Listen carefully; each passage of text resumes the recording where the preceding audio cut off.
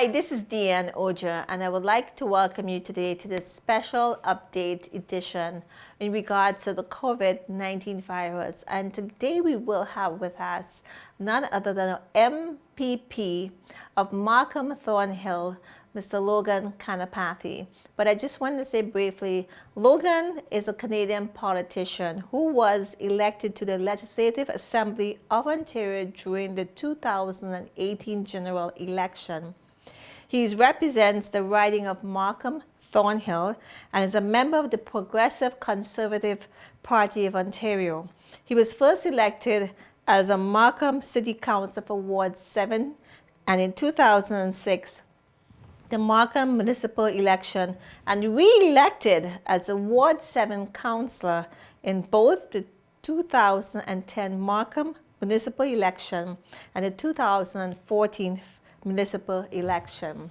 So without further ado, I would like to welcome Logan, and Logan will be joining us on the phone for social distancing. Welcome, Logan. Thank you, Diane, and thank you, TET audience, and thank you for calling me. Well, it is a pleasure, and I know it's very chaotic in this whole world right now, especially in your area as well. It's no different to anywhere else. But I had so many questions, and I want to thank you so much to you and your staff for arranging this interview, and of course for everyone else out there who's listening, because we really need some updates, and I wanted to make sure that we had the right information from the right people and the right sources. So thank you so much for being with us today. Thank you for having me. And of course, to mention that we are actually practicing social distancing, as you know, as you can see. So you are keeping that protocol. Thank you so much for you and TET's the owner, Ajis, and the staff, and wish them all the very best during this difficult time. You're very welcome. But before we start, I just wanted to say to you, I know this is hitting very close to your home because your wife is a medical doctor. And I just want to reach out to her and her staff and say thank you all, and everyone out there who's doing their best on the front line, as well as the support line to help us through this difficult time. So to each and every one of you out there, thank you so much. On behalf of ourselves, and I'm sure on behalf of Logan and his staff, thank you all so much. Thank you so much. Well, Logan, we have so many questions to ask you, and of course, I've been waiting for this moment for so long in regards to all the information and the updates that we've been having day by day, or even hour by hour for that matter. Yes. So, we wouldn't waste much more time because there's so much to ask you. So the first thing, I put it actually into parts in regards to the first part, we're talking about public safety. Okay, so the first question I have for you pretty much, and I had to write them down because there's so many questions we have here, is today, Ontario reported 170 cases of the COVID-19, the largest single day increase in the province since the outbreak again. How can Ontarians continue to keep themselves safe during this crisis? Thank you, Diane, for that question. It is important for us. For our government, health and well-being of the people of Ontario is our government top priority. So that since this virus started, so we play that part in the fight. Our government practice social distancing, make sure you are practicing the everyday hygiene, and please stay at home. And we have been telling the people and residents of Ontario, if you are feeling sick and believe you have symptoms, don't rush to an assessment center. Don't go to the assessment center, or don't call 911. First step to take the self-assessment test on go to the ontario.ca/coronavirus.com. Second step, I'll tell you, call your family doctor, and the other one is a screening through over the phone, and the other one your chart and your file. And third step is reach out to your local public health unit. They will advise you on what to do next. Only visit hospital upon recommendation of the healthcare professional. You can also call telehealth. Telehealth number is 1-866-797-0000. And this is you are right. We are living in the new whole world, and the numbers are is staggering. every day, so globally and internationally and nationally and provincially. And this is an invisible enemy. The coronavirus, COVID-19, is you can't see it. We have to fight together, and we will win on this fight. And we are doing as much as we can, and to building up the capacity of our healthcare system is our government. The announcement. You're going to ask that question later on, and so this is a fight. This is in our lifetime, your lifetime, Dion, our lifetime. We never seen this type of the spread or outbreak in our lifetime, in our generation. And I appreciate that. And we just to let you know, we will have the resource information on the screen. So please do follow what Logan is saying for self-testing to check it out. And also for the telehealth as well, we will have that information there accessible to everyone. We don't want everyone to be calling your office or their MP office or MPP office and so forth and bombarding them, because there's just so much you all can do, and we have to let you do what you need to do in order to bring the information to us. So please do your part as well.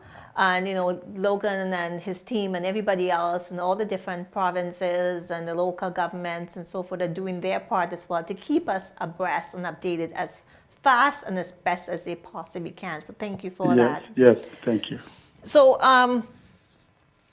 Logan, so is the government making progress in increasing the number of testings and screenings? Yes. The testing is an extremely important, Dion, for containing the spread of the disease, because it paints an accurate picture. If press on the testing times, even a couple of days ago, today, medical officer of Ontario, Dr. Williams said, his press conference, we are using testing that has the most accurate result and are actively looking into the new technology. You know that country like South Korea, they flattened the curve because the population of South Korea is 51.5 million people. They are doing around 20,000 tests a day. In Ontario, we have a population of 14.5 million or 14.57 million, and we are expanding our testing to 2,000 to 5,000 tests a day. So we are making progress.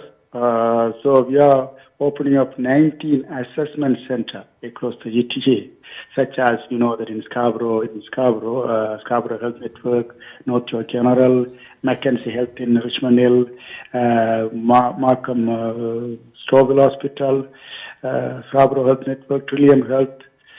Partners are conducting the screening. The assessment centers they have it at the hospital, but they are separate from the general hospital population. And that's great. And one of the things, just let people know, this is my personal opinion, and you can add to as well if you choose to, is the fact that sometimes we don't know, we're in a crisis and we don't know what to do. So this is preparing us for the ultimate, like in the Caribbean when we had all the earthquakes and tsunami and so forth. So it's preparing us now, or waking us up to the possibility of what can happen in the future. So sometimes there's a blessing behind all of this, and we don't know what's going to happen down the road. But just like how you have cancer testing, and for the lumps in your breast and so forth, you have something now that's put into place. It's not going to go away, but at least we know we can handle it in a more timely manner. Absolutely. So I want to thank you all for that as well. So what are some of the symptoms, and where can people go for more information in regards, sort of assessing the symptoms that most people think it's a little cough, it's a cold, or, just a clear in your throat. But pretty much, what are some of the symptoms in regards to the COVID-19 itself? That is a great question, Dion. Symptoms include fever, cough. The worst thing is difficulty breathing, and the muscular ache, fatigue, headache, and sore throat, runny nose, and diarrhea.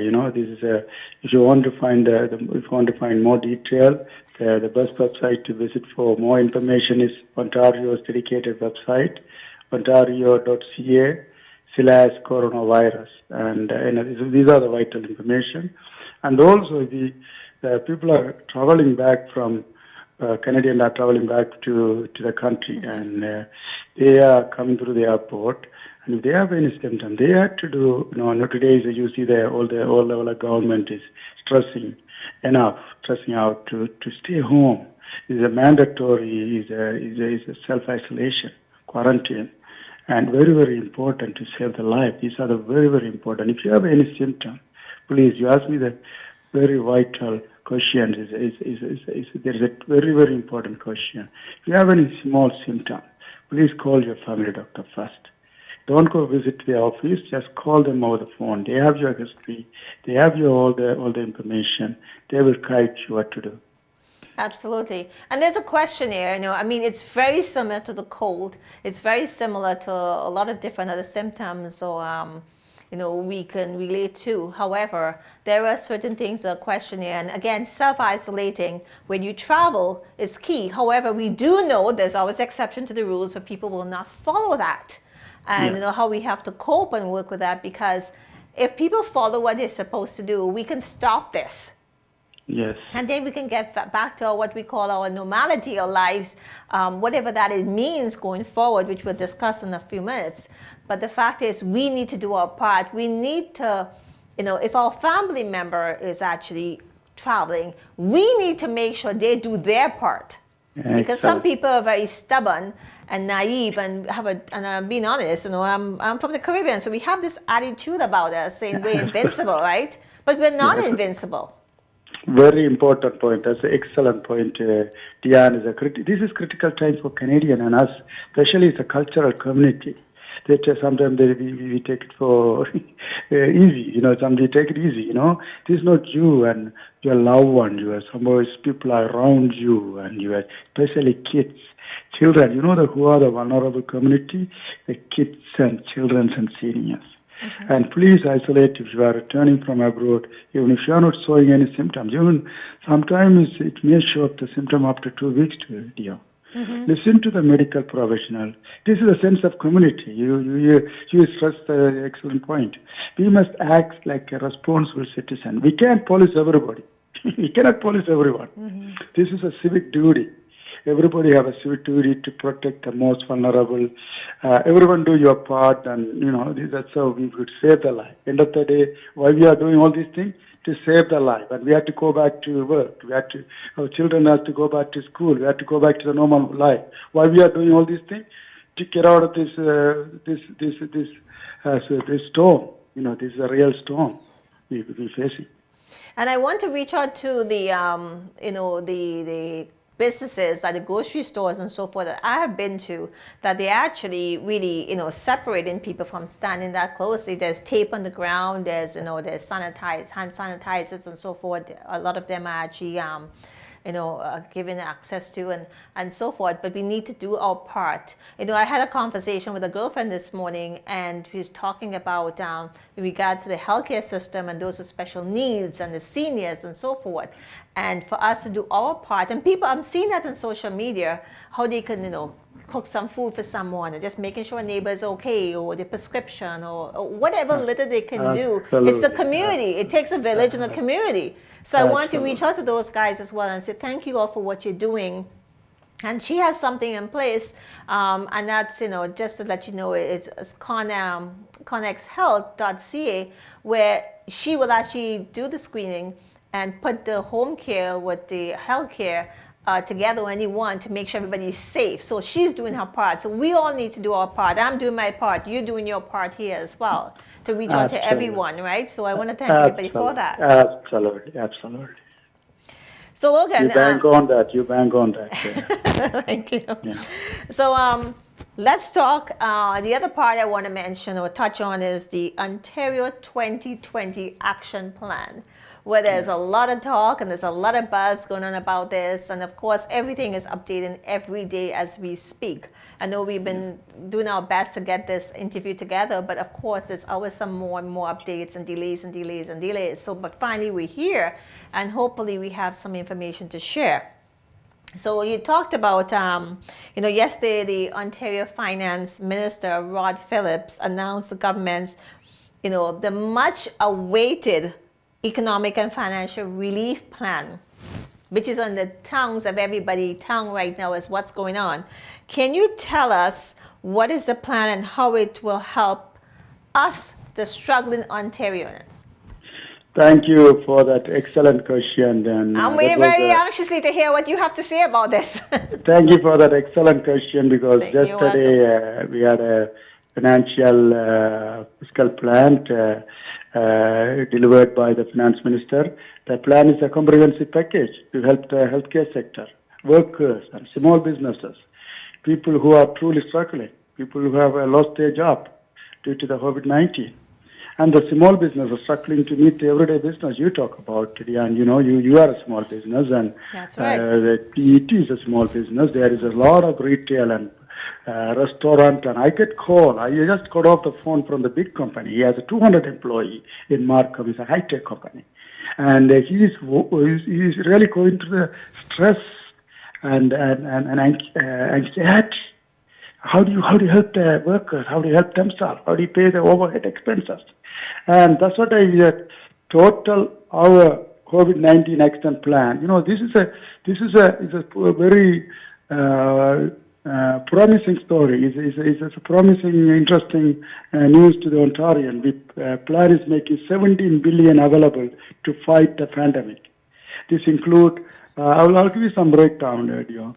Please do. 3.3 billion to support the healthcare system, 3.7 billion in indirect support for people and jobs.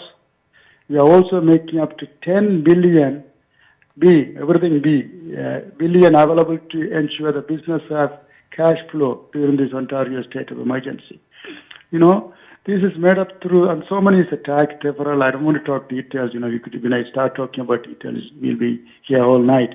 We are helping the landlord with, with their burdens and with their taxes, industrial, commercial taxes, their deferral, and all sort of things is a part of this package. Well, I thank you for that. However, let me just take it one step further. So let's take myself for example, okay? Because we've had this conversation. We're a small business. Of course, right now I'm working with one of the colleges for the field placement, and I feel for these, and most of them are international students. And it's devastating for them. First of all, their school fees is way beyond the regular local resident, but at the same time, we cannot follow through with our field placement. We're doing it a bit remotely, but we're in the media business. So yes, there's certain things we can do offline, but there's certain things we need to do face to face, like right now. We need somebody to operate the camera and the editing and so forth. But the point I'm saying is, as a smaller business, we rely on these support. And of course, I can understand the example you gave of the business owner who have 200 employees, because again, we don't know if the 200 employees is going to come back to work. Because the economy, and this is just my opinion, of course, the economy now, it's going to bounce back. But when? And of course, at the end of the day, the companies are not going to invest in, a lot of marketing, advertising, and so forth, because again, they have to look at their budget and to bounce back. So yes, we'll say we get back to whatever the normality is of life, but it's going to take quite some time, and nobody, not even yourself or the finance minister, can say it's going to be back by such and such a time, August, September, December, January 2021. But the point is, how do we get back now, today? So we talk about April, when this is going to be starting to disperse, I want you to elaborate a little bit about how, we can do it now or later on, but the fact is, what's the process? What happens in the meantime for the business to survive? Because a lot of businesses going to be closing their doors. Yes. I agree that two bigger challenges we facing us are in our during the difficult time, our healthcare system and the provincial economy. However, we are taking significant measures as a government to protect the people and ensure our small business can stay, and not to forcing into the bankruptcy. That's very important. It's so many. There's a small business are called me and they are thinking about declaring the bankruptcy, and some of them are borderline or on the bankruptcy. And we are investing 3.7 billion to support people and to protect jobs, workers and family. And 6 months of OSHAP, you heard about yesterday's announcements, the Ontario Student Allowance Program, loan and interest accrued relief for students. This is a big help. We are helping young people for 6 months deferral. And also the school and daycare closures. We are helping family pay for the extra costs with the school closures. This is a big relief for the families and the youth. We are providing other things. This is very important. Affordable electricity bill. This is a big announcement last week. That's right. Providing 5.6 billion with the B for electricity cost relief. This is for the families, the small business, and the big industrial and big, small, medium, and larger business. This is reduce 32% of your electricity bill. This will get a discount on electricity bill on the residents and small businesses and large businesses. And also, these are the news people like to hear. They are going through a lot of pressure. They don't know what to do. Some families are struggling to put the food on the table. And also, these are just some of the measures and action plan our government taking to protect the workers. I'll throw many examples. So you're going to ask some more questions in regard to that. Yes, we will. And one of the things most people don't know, because my whole background is all about entrepreneurship and businesses and so forth, as well as the media side of it. Because what most people don't realize is that, yes, we have the companies and corporations who could probably handle a hit. But the small business owners are the ones who employ 5 people, 10 people, 20 people, 2 people, are the ones who really drive the economy. Absolutely. And this is why we have to do our best to keep them afloat. Even in a mental state as well, an emotional state, because it's hard. I can tell you for myself, it's hard figuring how we're going to pay the rent or what we're going to be doing, and how we can help someone. It's devastating to have to let someone go. But we'll chat more as we go along about that, and there's always updates to come with that. But keeping that in mind, yes, the small business, the medium to size small business startups are the ones who really drive the economy, more or less. You mentioned an important point as well, mental health. It's not only the physical issue or the health issue at your own. Everyone needs to stay positive. It's easy to feel lonely while we are self-isolating and physical distancing. Mental health as important as physical health. That's correct. That's what I was mentioning before. Just to check your neighbor, check your parents and grandparents, your loved ones, your friends. How are you? Just call them, but you were making that point earlier. So just check them out. This is a great thing to do, compassionate way. That's correct. You have to love one another. You have to look after one another. More than anything else, you lift one another. This is the time you show your humanity, because the people are going through a lot of stress. That's correct. We've lost our way, and not to get on the holistic spiritual side, because we can talk about that all day, Logan, as you know, but we've lost a lot of our family values and, like I said, compassion, like you said, compassion and being a humanitarian and just the simple little things, and families, not speaking to families, all that's going to come back together because we've lost that.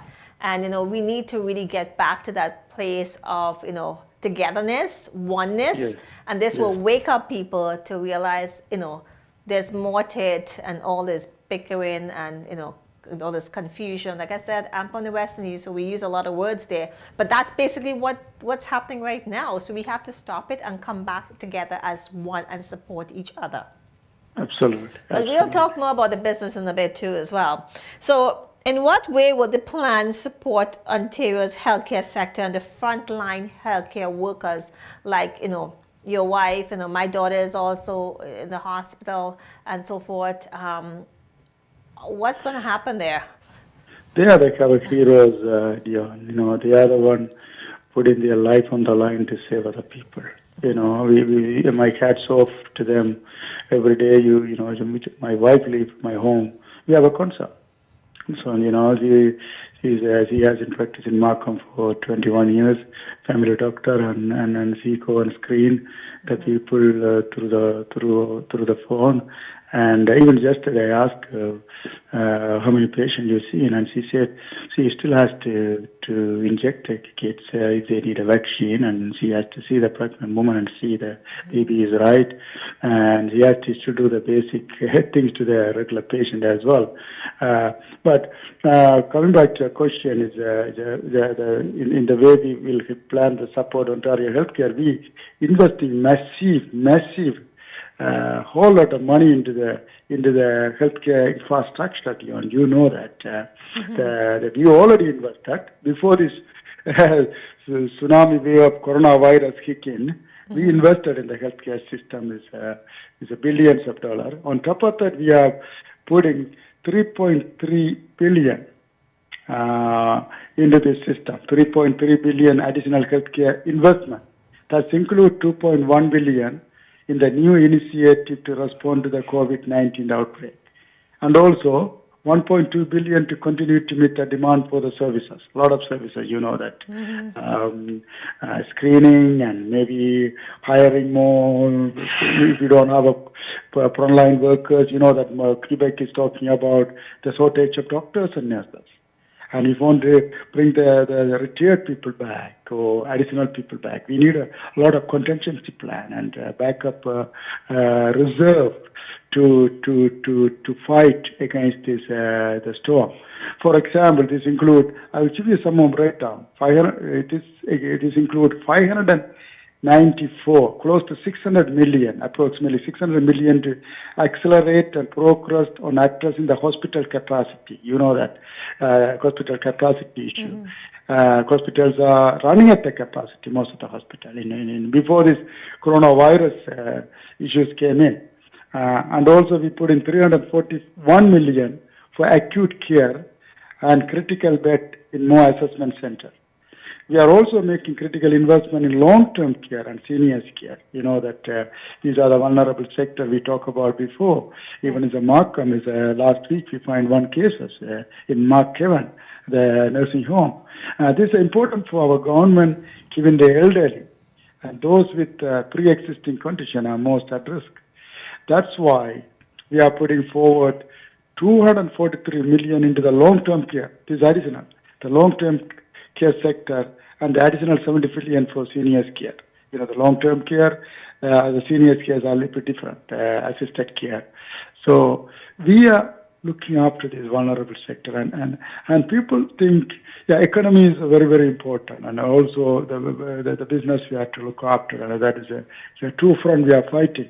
And if you don't save the life, if you don't protect the people, we have to, then what are you going to do? So first, we are investing in the healthcare system, but we are increasing the capacity. We have the capacity. We increasing the capacity of the healthcare system in the hospital. Hospital expands, and you know that is one of the hospitals going to open in Vaughan Hospital very soon. Is going to provide the services. Is almost ready to open. Is final construction is almost finished, and so many things we are investing. And assessment center, the separate from the regular hospital business. Then we had to set up the doctors, nurses, screening, machinery, equipments. Then we were expanding based on the needs. This virus goes. COVID-19 is not giving a good sign, and it's going to have a spike before it's get to normal. That's what I'm asking the people to achieve, and everybody take a role and to play a major role in order to bring the curve, flatten the curve. We don't want to go through the experience some other countries has. I don't want to talk about those countries, how many deaths that we are facing, and that's what we are investing. It was important questions. We are investing huge chunk of money, billions of $billions into the mental health and healthcare system, and some of those are the numbers I throw, and you'll get more information on my website. Dion, you go to my website, logankanapathi.ca, CA is at www.logankanapathi. So you have got all the detailed information from my website as well and our government side website as well. I appreciate that, Logan. And the fact is, yes, we have to learn from what has happened on the other side of the world, not to dwell on it. Some of them are bouncing back, China and so forth is bouncing back, which is great. But we have to learn and see, okay, I mean, they were the first to get it. So we've learned a lot since, but we have to do our part and move forward and see how we can turn this around as fast as possible, right, to get back again to the normal life as we know it. So moving forward, one of the concerns that has been raised frequently in regards to the healthcare funding is personal protective equipment and other critical resources for combating the disease. Can you touch a little bit on this? Of course, concern about being raised frequently with regard to the healthcare funding. It's called personal protective equipment. We call PPP. Personal protective equipment. So this issue at the top of our list. We deeply committed as a government to protecting our frontline healthcare workers. I think you would agree that at this moment they are true heroes in this fight, and the people putting their life on the life every single day to keep us to go out and to have a hope. There's the doctors and nurses and EMR and all the frontline workers. So you asked me the action plan. We have action plan. This is in several ways. We are putting additional 160 million in increased funding for public health to support COVID-19. That includes monitoring, the monitoring equipment, surveillance and testing equipment.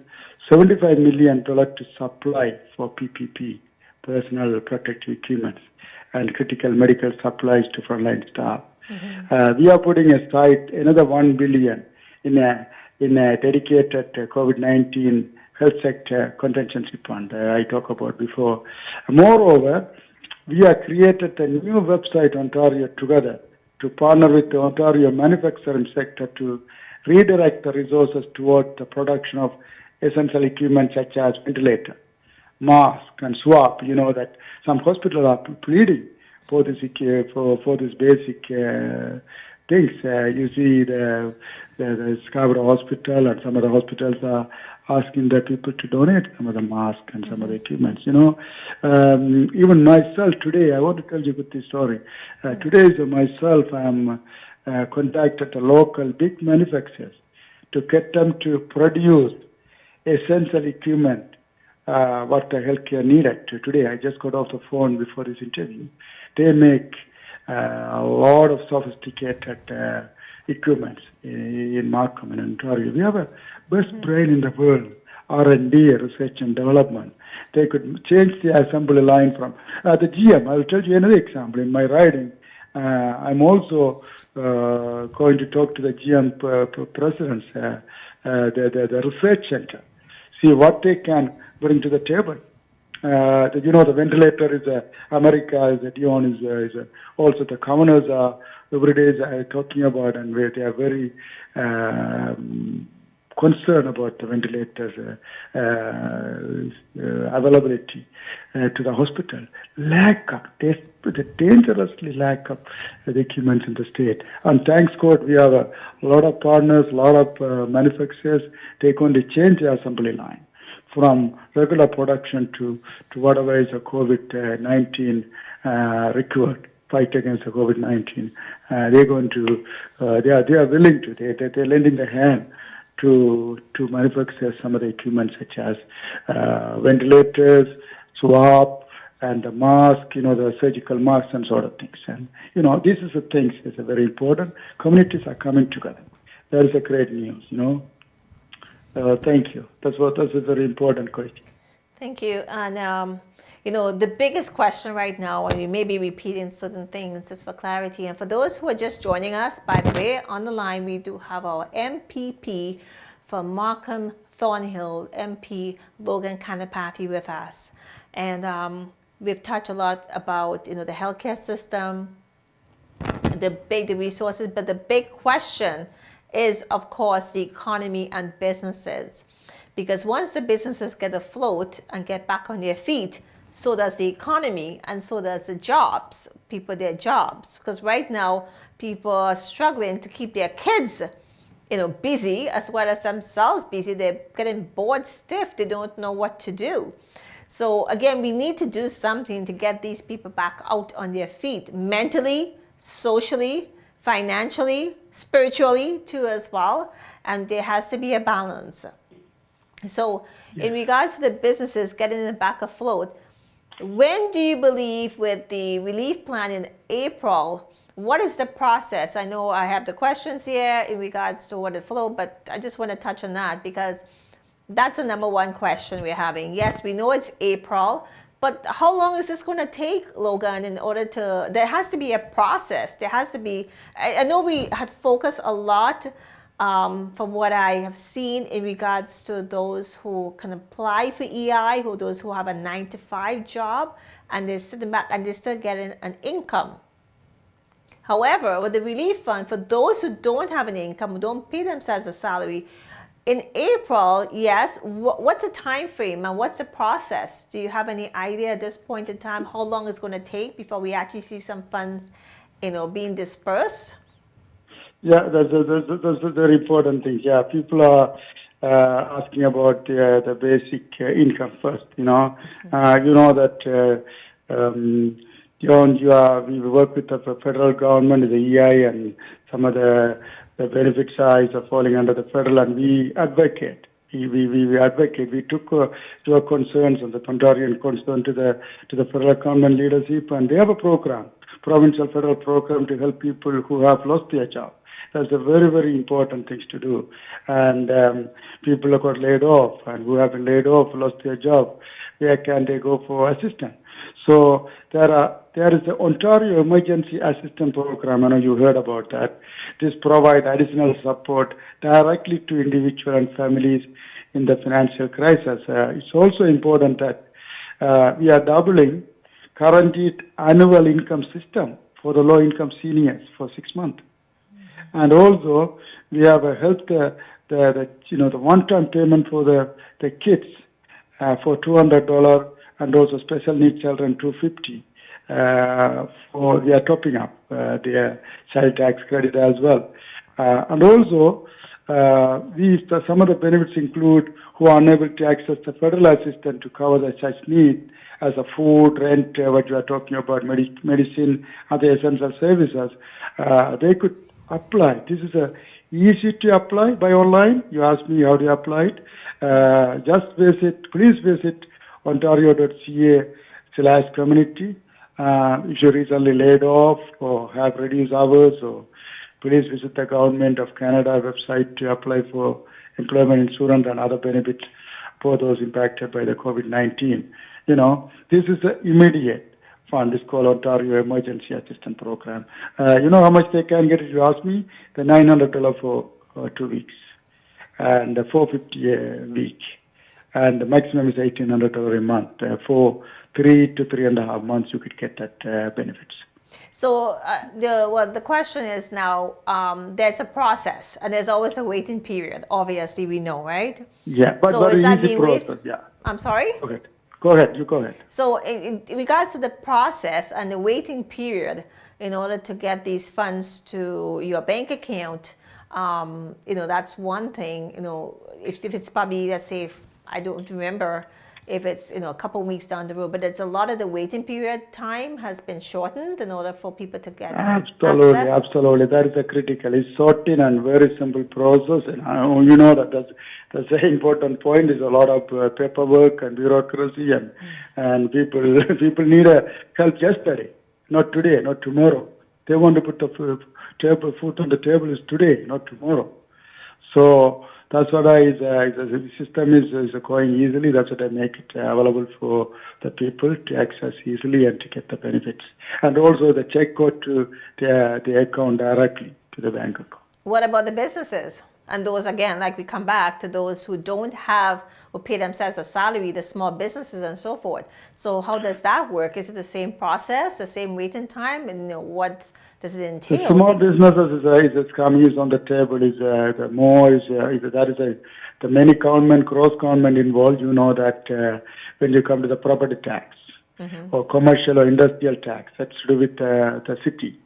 So when you come to the taxes, the regular income taxes, the federal and provincial involved. That's what we are differing the commercial industrial taxes differing for some time.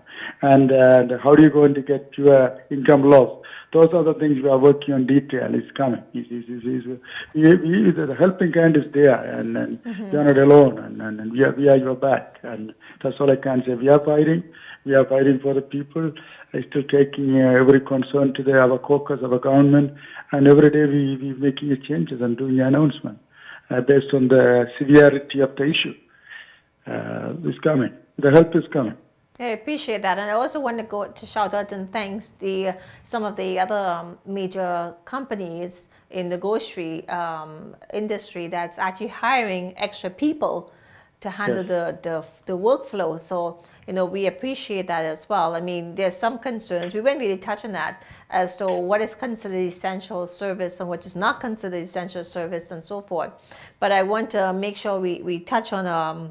So you asked me the small business Yes. making available. We pay $6 billion for the providing 5 months of interest and penalty relief for businesses to file and make payment for the majority of provincial administrative taxes. I told you, I didn't explain properly.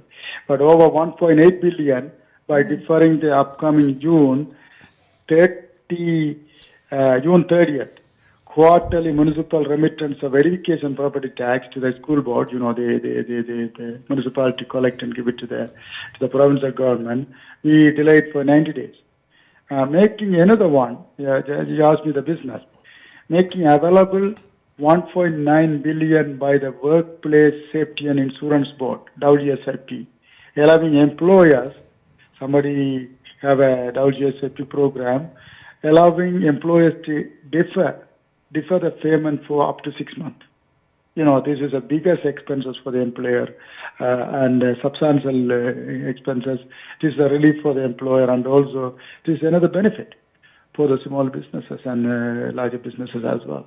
Well, as you know, most small businesses don't have property tax and so forth because they rent. Right? Yes. They rent, and of course the major expenses they have is their operational expenses, of course their rent, their insurance coverage and so forth. So it doesn't affect most of the smaller business when it comes to the property taxes and all those big, they pay part utilities, but their landlord is the one who's responsible for the utilities. Yes. And so forth. And it's going to be a little bit difficult to distinguish, who qualifies for what and so forth at some point in time. But, it's we don't have the answers for everything right now. Yeah. You don't have the answers for everything right now. Absolutely. We don't have a perfect answer right now.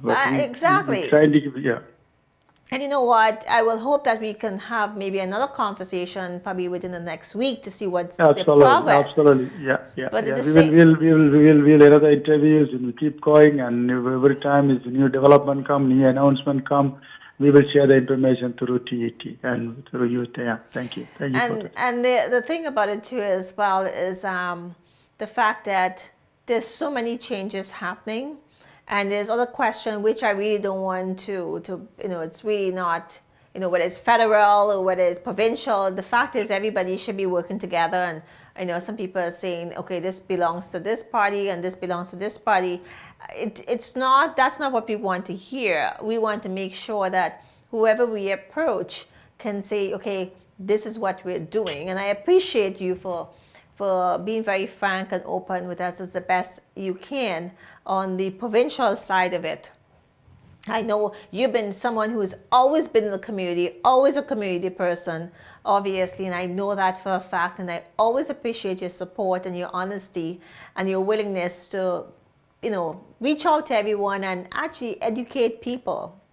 So I'm hoping, I will send you some questions too as well, and the best ability, we can see what we can do to talk Thank on a you. lower level, regardless if it's provincial or federal, because at the end of the day, it's very difficult to find other people who would be able to answer these questions or who even want to answer these questions and address it. And I'm very frank with you in regards to not to put you on, on the spot or anything like that.